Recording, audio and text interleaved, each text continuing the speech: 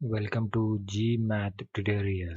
Now today consider question 2D.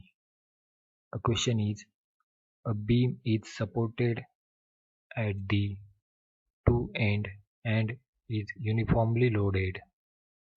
The bending moment M at a distance x from the end is given by M is equal to WL by 2 into x minus W by 2x square.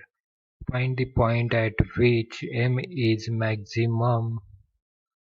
Solution: M is equal to WL by 2 into x minus W by 2 x square. Then by differentiating with respect to x we get dm by dx is equal to WL by 2 minus Wx.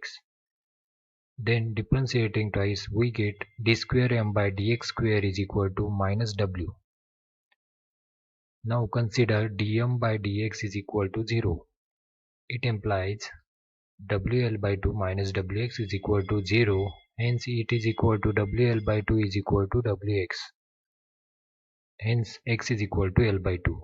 Now put x is equal to L by 2 in double derivative, that is d square m by dx square. We get the value as d square m by dx square is minus W, which is less than 0, hence at the point x is equal to L by 2 we get M is maximum, and this is the required solution. Hence x is equal to L by 2.